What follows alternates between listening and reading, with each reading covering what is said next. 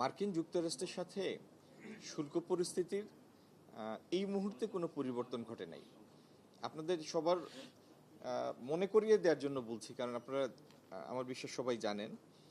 প্রথমে যে রেসিপ্রোকাল টেরিফটা ঘোষিত হয়েছিল 37%, তারপরে হলো 19%। মার্কিন যুক্তরাষ্ট্রের উচ্চ আদালতের একটা রায়ের কারণে সেটা বাতিল হয়ে গেল। পরবর্তীতে তাদের মার্কিন রাষ্ট্রপতি সেকশন 122 এটির অধীনে এটি প্রেসিডেন্টকে একটা ক্ষমতা দিয়েছে যে ব্যালেন্স অফ পেমেন্টের তারতম্যের কারণে উনি কোনো একটা দেশের উপরে শুল্ক আরোপ করতে পারেন সর্বোচ্চ 15%, কিন্তু সেটি সর্বোচ্চ 5 মাসের জন্য কার্যকর হবে, তারপরে তাদের কংগ্রেসের রেটিফিকেশন লাগবে। তো সেই আদেশের কার্যকারিতা অতিক্রান্ত হওয়ার ঠিক আগে সেকশন 301-এ ওনারা শ্রমিক সংক্রান্ত একটা বিষয়ে তুলে 10% শুল্ক আরোপ করেছেন।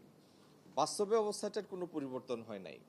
আগের যে 10% শুল্ক ছিল সেটার মেয়াদ অতিক্রান্ত হওয়ার পরে নতুন নামে 10% শুল্কই জায়গা নিয়েছে। সো আমাদের দৃষ্টিতে আমরা যেটা দেখছি, ইটস এ মেয়ার রিপ্লেসমেন্ট, নামের পরিবর্তন হয়েছে, মূলত ট্যাক্সের সংখ্যার কোনো তারতম্য ঘটেনি। আর এটি শুধু বাংলাদেশের বেলা না, মার্কিন যেটা শুল্ক আরোপ হয়েছে সেটি তো অনেকগুলি দেশের ক্ষেত্রে আরোপ হয়েছে।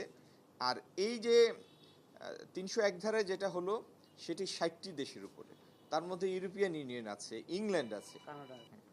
এই প্রশ্নটা খুবই প্রাসঙ্গিক। আমাদের তৈরি পোশাক শিল্প এই মুহূর্তে আমাদের মোট রপ্তানির 85%।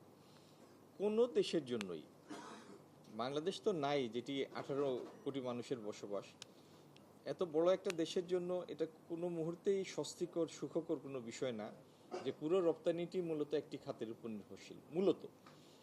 তো আমাদের বিশ্বাস, আমরা কয়েকটি খাতকে অগ্রাধিকার দিচ্ছি, যেমন চামড়া, লেদার এবং ফুটওয়্যার, চামড়াজাত পণ্য, ship building, ship recycling, light engineering, এই খাতগুলির উপরে আইটি, এই খাতগুলির উপর আমরা প্রাধান্য দিচ্ছি এবং এগুলি নিয়ে আমরা কাজ করছি। সেই কাজের রিফ্লেকশন আপনারা কিছু দিনের মধ্যে দেখতে পারবেন যে খাতওয়ারি সুনির্দিষ্ট কী কী পদক্ষেপ নিচ্ছি আমরা এই সেক্টরগুলিকে রিভাইটালাইজ করার জন্য। তো আমাদের বিশ্বাস এই ফলাফল তো আপনি আগামী কয়েক মাসেই দেখতে পারবেন না, কারণ একটি খাত তার নিজস্ব সক্ষমতায় দাঁড়ানোর জন্য, তার এন্টারপ্রেনারদের তৈরি করার জন্য শুধু এনভায়রনমেন্ট হলেই হয় না, সেটার উপর ভর করে যে নতুন এন্টারপ্রেনাররা এগিয়ে আসবে, ইতিমধ্যে ইনস্টলড ক্যাপাসিটিটার পূর্ণ ইউটিলাইজেশন হবে এবং এটার বিকাশ হবে। এটার জন্য এটা একটা একটা ক্রমাগত একটা প্রক্রিয়া, এটা ওভারনাইট হয় না। কিন্তু খাতভিত্তিক আমাদের সুনির্দিষ্ট পদক্ষেপগুলি আপনারা আগামী কিছুদিনের মধ্যে থেকে দেখতে শুরু করবেন ইনশাল্লাহ। আমার বিশ্বাস আগামী 4-5 বছরের মধ্যেই আমরা চাই তৈরি পোশাক এখনকার যে 38-39 বিলিয়ন করে সেটি অন্তত 70-80 বিলিয়নে পৌঁছাক। কিন্তু যতদিনে 80 বিলিয়নে পৌঁছাবে ততদিনে আরও অন্তত 100 বিলিয়ন আরও বিভিন্ন খাত থেকে আসুক, এটি হচ্ছে স্বাভাবিকতা। তো ইনশাল্লাহ আগামী দিনে এই লক্ষ্যে আমাদের কাজ এবং কাজের ফলাফলও আপনারা সবাই দেখবেন। বাস্তবতা তো বাস্তবতাই, বাংলাদেশে এখন মাটির নিচ থেকে গ্যাস উঠে 1700 MMCFD, আর এলএনজি আনি আমরা আরও 900-950 MMCFD। এর বেশি এই মুহূর্তে আপনি গ্যাস দিতে পারবেন না, কারণ আপনার হাতে আছে 2টা FSRU। এলএনজি আনলে সেটা এলএনজি তো তরল, সেটা রিগ্যাসিফাই করা লাগে। তো সেই ইনস্টল জাহাজ আছে 2টা রিগ্যাসিফিকেশন ইউনিট, FSRU। তো আমাদের জ্বালানি মন্ত্রণালয় এই লক্ষ্যে কাজ করছে যাতে যত দ্রুত সম্ভব আরও অন্তত 2টা FSRU তারা সংযোজন করতে পারে।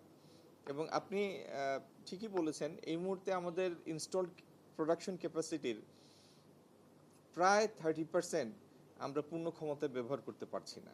তো যত দ্রুত জ্বালানির সংস্থান করা যাবে তত দ্রুত আমাদের ইতিমধ্যে সংস্থাপিত উৎপাদন ক্ষমতার পরিপূর্ণ সদ্ব্যবহার করা যাবে, এই লক্ষ্যে আমরা কাজ করছি।